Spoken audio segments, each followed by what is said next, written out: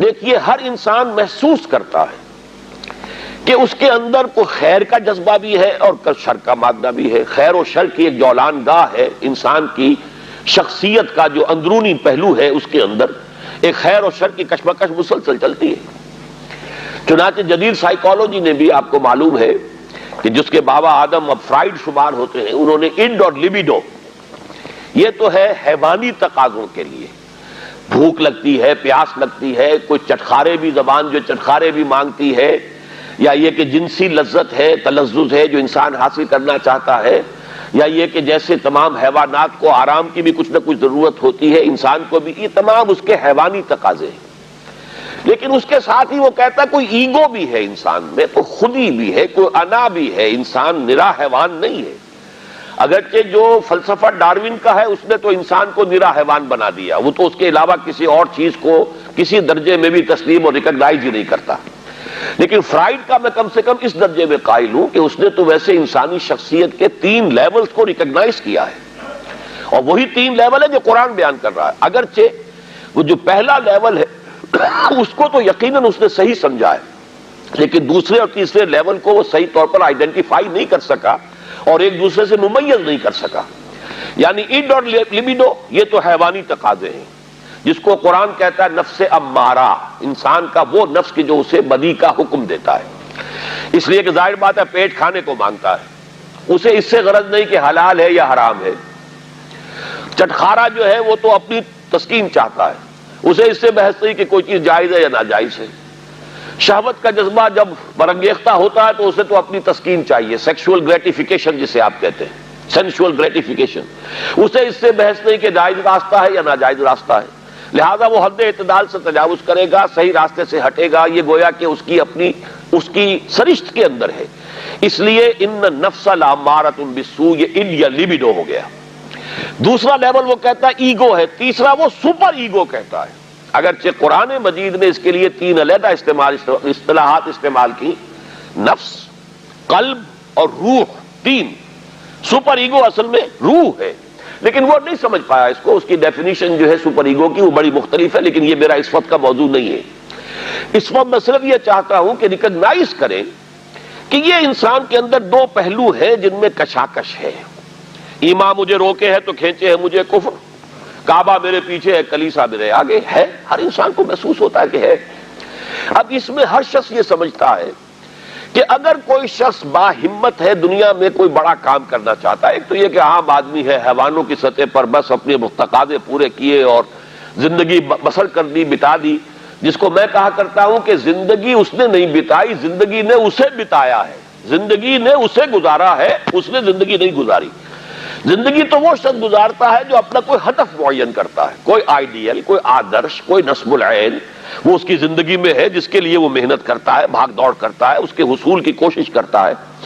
اب جو شخص بھی اپنے سامنے کوئی ہدف رکھے گا، مقصد رکھے گا، آدرش رکھے گا، اسے جو کام کرنا ہے اس میں اسے یقیناً اپنے نفسانی تقاضوں کو مارنا پڑے گا، دبانا پڑے گا.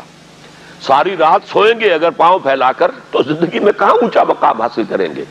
آپ انگریزی میں بھی محاورہ جانتے ہیں، burning mid night oil, mid night lamp, ساری رات آدھی رات جاگ کر کام کرتے ہیں. تبھی تو یہ کہ جو حضرت علی نے بھی کہا ہے کہ یغوث البحر من طلب العالی ومن طلب العلا سہر اللیالی. جو شخص چاہتا ہے کہ میں موتی سمندر کی تہہ میں سے نکال کر لاؤں تو اسے ظاہر بات ہے کہ اسے سمندر میں غوطہ لگانا پڑے گا. اسی طریقے سے جو زندگی میں اونچا مقام چاہتا ہے اسے راتوں کو جاگنا پڑے گا. ومن طلب العلا سہر اللیالی ومن طلب العلا من غیر قد اضاع العمر فی طلب المحال. بغیر محنت اور کوشش کے اگر کوئی شخص چاہتا ہے کہ کوئی اونچا مقام حاصل ہو جائے تو وشفل تھنکنگ میں وہ اپنی زندگی ضائع کر بیٹھتا ہے، کوئی اونچا مقام حاصل نہیں کر سکتا. گویا کہ کوئی بھی صاحب ہمت آدمی دنیا میں کوئی کام نہیں کر سکتا جب تک کہ اپنے حیوانی تقاضوں کو ذرا دبائے نہ، قابو میں نہ رکھے، اپنے کنٹرول میں نہ رکھے. اس کے لیے لفظ ہے سیلف کنٹرول، ضبط نفس. یعنی ہمارے اندر جو ہماری خودی ہے، مانوی شخصیت ہے، میں اس وقت ایگو اور سپر ایگو ان دونوں کو جمع کر کے لفظ استعمال کر رہا ہوں. انا، یہ جو ہماری انا ہے، یہ میں جو ہے یقیناً میرے اس حیوانی وجود سے علیحدہ شے ہے. جب میں کہتا ہوں میرا جسم، تو وہ میں کون ہے جس کا کہ یہ جسم ہے؟ وہ میں کوئی علیحدہ شے ہے نا اس سے. میری آنکھ، میرے کان، میرا سر، میرے پاؤں، میرا ہاتھ، میری ٹانگیں، یہ سب کچھ تو میرا جسم، میرا وجود. میں کون ہے؟ وہ انا ہے، وہ خودی ہے، وہ ایگو ہے، وہ سیلف ہے. تو یہ جو خودی ہے، یہ جو سیلف ہے، یہ جو انا ہے، یہ جو ایگو ہے، یہ اگر اتنا قوی نہیں ہے کہ وہ اپنے حیوانی تقاضوں کو کنٹرول میں رکھ سکے تو پھر زندگی میں کوئی بڑا کام وہ نہیں کر سکتا. پھر زندگی اسے گزار جائے گی، وہ زندگی بسر نہیں کرے گا. تو گویا کہ ضبط نفس ہر صاحب ہمت اور کسی بھی صاحب مقصد انسان کے لیے لازم ہے کہ وہ اپنے نفس کو کنٹرول کرے. اب ظاہر ہے اس کے لیے یہی کرنا پڑے گا تاکہ ہم اپنے آپ کو خوگر بنائیں، بھوک کا، پیاس کا، سختیوں کا، رات کو جاگنے کا، مشقتیں جھیلنے کا خوگر بنائیں. تو روزہ گویا کہ بالکل واضح طور پر سامنے بات آ گئی، اور یہ سب سے اونچا لیول سمجھ لیجئے جس کو ہم کہیں گے رائٹنگ آن دی وال. جیسے پانی زمین پر ہمیں بہتا ہوا دریا کا نظر آ رہا ہے، سرفیس واٹر، یہ گویا کہ اس کے مطابق سیلف کنٹرول، ضبط نفس کی ایک مشق ہے روزہ. بھوکا رہنا، پیاسا رہنا، تاکہ ہماری خودی، ہماری انا، ہمارا سیلف، ہماری ایگو، وہ ہمارے اڈ اور لیبیڈو پر، حیوانی تقاضوں پر، ان کے اوپر پوری طرح قابو یافتہ ہو. اب اس کی مثال یوں سمجھیے کہ جیسے گھوڑا اور اس پر سوار. یہ ہماری خودی یا انا یا سیلف جو ہے یہ سوار ہے، اور ہمارا یہ جسم گھوڑا ہے. اب اگر گھوڑا جو ہے سرکش ہے اور منہ زور ہے اور سوار کے قابو میں نہیں ہے، تو اس کا مطلب تو یہ ہے کہ سوار کی زندگی اس کے رحم و کرم پر ہے، جہاں چاہے گا پٹک دے گا، جدھر چاہے گا نکل جائے گا. لیکن اگر سوار جو ہے وہ طاقتور ہے، مضبوط ہے، گھوڑے کے اوپر اس نے قابو کیا ہوا ہے، اس کی دونوں رانے جو ہیں وہ بھی گھوڑے کو محسوس ہو رہی ہیں کہ میری پسلیوں کے اندر پوری قوت کے ساتھ دسی ہوئی ہیں، لہذا وہ گھوڑا جو ہے اب حکم مان رہا ہے اپنے سوار کا. تو اب یہ کہ انسان جو ہے اس سواری کے ذریعے سے اپنا جو بھی مقصد ہے، جو منزل ہے، وہاں تک پہنچ جائے گا.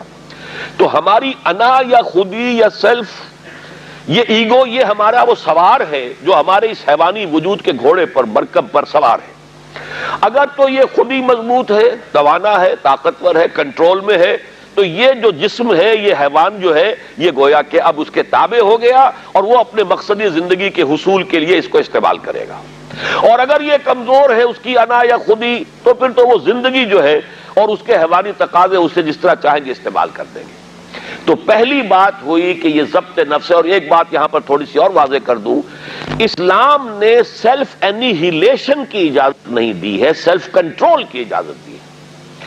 یہ جو راہبانہ تصورات رہے ہیں دنیا کے مذاہب کی جو تاریخ ہے، اس میں تو سیلف انیہیلیشن، اس نفس کو کچل دو، کچل دو، کچل دو. جیسی جیسی تپسیائیں ہندو یوگی کرتے رہے ہیں، یا جیسی جیسی ریاضتیں رہبان جو ہوتے تھے حضرت عیسیٰ علیہ السلام کے ماننے والے عیسائی راہب، اگر آپ ہسٹری آف کرسچین موناسٹسزم پڑھیں گے تو واقعی رومتے کھڑے ہو جاتے ہیں کہ کتنی تپسیائیں اور کتنی ریاضتیں سخت وہ لوگ کرتے تھے. لیکن یہ اسلام میں نہیں ہے. لا رہبانیت فی الاسلام. اسلام نے تو کہا یہ تمہارا وجود تمہارا گھوڑا، اسے استعمال کرو، بس تمہارا کنٹرول اس پر ہونا چاہیے، تم اس کے تابع نہ ہو جاؤ، یہ تمہارے تابع رہے. یہاں تک کہ حضور نے حضرت عبداللہ ابن عمرو بن العاص رضی اللہ تعالی عنہما، ان کی ایک حدیث بھی ہمیں آج پڑھنی ہے. حضرت عمرو بن العاص جو ہیں وہ تو بڑے سیاستدان اور جرنیل، وہ تو اور طرح کے انسان تھے مزاجی اعتبار سے، اور یہ جو ان کے بیٹے ہیں عبداللہ ابن عمرو بن العاص، یہ انتہائی زاہد و عابد، انتہائی زاہد، ہر روز روزہ اور پوری رات کھڑے ہیں، نوافل پڑھ رہے ہیں. تو حضور کو جب معلوم ہوا، بلایا، یا عبداللہ اولم اخبر انک تصوم الدہر و تقوم اللیل. اے عبداللہ، مجھے تو یہ خبر دی گئی ہے کہ تم ساری رات کھڑے رہتے ہو، نماز پڑھتے ہو، نہ تمہارا سروکار اپنے گھر والوں سے ہے، نہ بیوی سے کوئی تعلق ہے، نہ کسی اور سے ہے، اور پورا ہر روز روزہ رکھتے ہو. انہوں نے عرض کیا، بلا یا رسول اللہ، حضور ایسا تو ہے، کیسے انکار کرتے؟ فرمایا لا تفعل، ہرگز مت ایسا کرو. فَإِنَّ لِنَفْسِكَ عَلَيْكَ حَقًّا. ذرا یہ حدیث کے ان الفاظ کو نوٹ، تمہارے نفس کا بھی تم پر حق ہے. اس نفس کو کچلنا نہیں ہے، اس کو کل نہیں کرنا ہے، سیلف انیہیلیشن نہیں ہے، اس کا بھی حق ہے. تمہارا حق ہے کہ تم اپنے نفس کو تغذیہ بھی فراہم کرو، تقویت بھی دو، اس کے تقاضے پورے کرو، اس کے لیے مناسب وقفہ آرام کا بھی رکھو، یہ نفس کے بھی حقوق ہیں۔ وَإِنَّ لِنَفْسِكَ عَلَيْكَ حَقًّا وَإِنَّ لِزَوْجِكَ عَلَيْكَ حَقًّا وَإِنَّ لِزَوْرِكَ عَلَيْكَ حَقًّا، تمہارے نفس کا بھی تم پر حق ہے، تمہاری بیوی کا تم پر حق ہے، تمہارے جو بھی آنے والے ملنے والے ہیں، وزٹرز ہیں، زیارت کرنے والے، ان کا بھی تم پر حق ہے، تو سب کا حق ادا کرنا ہے۔ تو اس نفس کا بھی حق تو ادا کرنا ہے، لیکن اسے کنٹرول میں رکھنا ہے۔ تو پہلی بات تو یہ سمجھ میں آئی کہ صوم ایز سچ، ابھی رمضان کا ہم نے کوئی تذکرہ نہیں کیا، یہ صوم جو ہے کھانا پینا کچھ عرصے کے لیے روکنا، کچھ اور اپنی خواہشات پر قدغن لگانا، یہ گویا کہ ایک ایکسرسائز کے طور پر سامنے آئی سیلف کنٹرول کے لیے۔ لیکن اس سے اگلا مرحلہ آتا ہے، اگر یہ ایکسرسائز میں نے خود معین کی ہوتی تو اس کا مسئلہ کچھ اور ہوتا، لیکن چونکہ یہ ایکسرسائز جس کا نام صوم ہے یہ اللہ نے فرض کی ہے، گویا کہ اگر میں کچھ نہیں کھا رہا ہوں تو اس لیے نہیں کھا رہا کہ اللہ کو اس کا کھانا اس وقت پسند نہیں ہے، میں اگر نہیں پی رہا ہوں تو اس لیے نہیں پی رہا کہ اللہ کی طرف سے اجازت نہیں ہے، میری منقوہ بیوی موجود ہے لیکن میں اگر اس سے اس وقت ہم بستر نہیں ہو رہا تو اس لیے نہیں ہو رہا کہ میرے رب کا حکم نہیں ہے۔ گویا کہ اب یہاں کیا معاملہ ہوا کہ خودی کو مضبوط کرو لیکن پھر اسے خدا کے سامنے جھکا دو۔ یہ جب انسان کی خودی مضبوط ہو، پہلا مرحلہ تو یہ ہے، اگر آپ کی خودی مضبوط نہیں ہے اور ایاک نعبد و ایاک نستعین، اندر سے نفس کہہ رہا ہے کہتے رہو تم ایاک نعبد و ایاک نستعین، میں تو نہیں مانتا حکم، تم جھک بھی گئے ہو رکوع میں، تمہارا جسم تو جھکا ہے، تمہاری مانوی شخصیت تو اکڑی ہوئی کھڑی ہے، وہ جھکنے کو تیار ہی نہیں۔ وہ جو کہتے ہیں مولانا روم کہ نفس ما ہم کم طرف فرعون نیست لیکن اورا اون ایرا اون نیست، میرا نفس بھی فرعون سے کوئی کم تو نہیں ہے۔ فرعون نے کہا تھا الیس لی ملک مصر، کیا مصر کی بادشاہی میری نہیں ہے؟ وہذہ الانہار تجری من تحتی، اور یہ سارا اریگیشن سسٹم میرے کنٹرول میں، جس کو چاہوں پانی دوں، جس کو چاہوں روک دوں۔ اسی طرح میرا جسم کہتا ہے، میرے اندر کا نفس کہتا ہے یہ میرا وجود ہے، اس میں میرا حکم چلے گا، میں نہیں جانتا کیا حلال کیا حرام، کون خدا کیا اس کے احکام۔ تو یہ جو نفس کہتا ہے نفس ما ہم کم طرز فرعون نیست لیکن اورا اون ایرا اون نیست، چونکہ فرعون کے پاس لاؤ لشکر بھی تھا، اس نے ڈنکے کی چوٹ بھی کہہ دیا انا ربکم الاعلی، میرے پاس لاؤ لشکر نہیں ہے، میں کہہ تو کچھ نہیں سکتا، لیکن میرا نفس اندر سے یہی کہتا ہے کہ یہ میری اقلیم ہے، یہ میری سلطنت ہے، اس پہ میری مرضی چلے گی۔ اس حوالے سے جب تک کہ انسان کی خودی جو ہے قابو یافتہ نہیں ہے اپنے وجود پر، اس وقت تک اس کا یہ کہنا ایاک نعبد و ایاک نستعین بے معنی ہے، اس کا کوئی مفہوم ہی نہیں۔ میں اس کی مثال یہ دیا کرتا ہوں کہ فرض کیجئے شہنشاہ اکبر کا دور ہے یا شاہجہاں کا یا جہانگیر کا، اور کوئی ہندو راجا کہیں کا تھا، اس سے پہلے باغی تھا، اب وہ حاضر ہوا ہے سر اطاعت خم کرنے کے لیے، تو اس کا یہ فعل اسی وقت بامانی ہے جب اس کی اپنی حکومت اس ریاست میں قائم ہے۔ اگر معلوم ہو کہ وہ تو وہاں بغاوت ہو چکی، وہاں تو کسی اور کی حکومت ہے، اب یہ آیا ہے اطاعت قبول کرنے کے لیے، تو اس کا آنا بے معنی ہے۔ بالکل یہی ہے ہمارا، جب میرا اپنے وجود پر کنٹرول ہی نہیں تو میں کس شے کو اللہ کے سامنے پیش کر رہا ہوں۔ اسلمت وجہی الیک اللہم انی وجہت وجہی الیک واسلمت نفسی الیک، اے اللہ میں نے اپنے نفس کو تیرے سامنے جھکا دیا ہے، تیرے سامنے سرنگوں کر دیا ہے، وہ نفس تو میرا کہنا مان ہی نہیں رہا۔ تو پہلی بات تو یہ ہے کہ خود ہی اتنی طاقتور ہو کہ وہ اپنے وجود کے اوپر حکمران ہو، پھر وہ اپنی پوری شخصیت کے ساتھ اللہ کے سامنے جھکے۔ جب یہ مضبوط اور توانا خودی خدا کے سامنے اپنے آپ کو گرا دیتی ہے، بچھا دیتی ہے، اس کا نام تقویٰ ہے، اللہ کا تقویٰ۔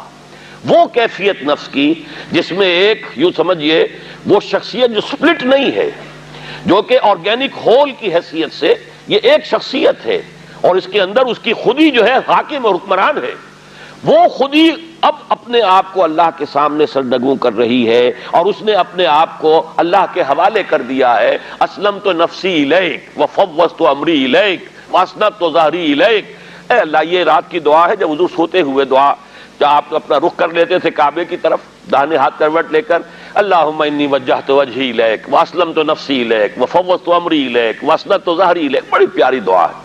لیکن یہ ساری چیزیں بامانی اس وقت ہوں گی جب آپ کی خودی اتنی طاقتور ہے کہ اپنے وجود پر حکمران ہے۔ تو گویا کہ ضبط نفس، لیکن اس سے آگے بڑھ کر ضبط نفس کے ساتھ اللہ کی اطاعت، اور اس کا تقوی در حقیقت یہ ہے غرض و غایت اس ریاضت یا عبادت صوم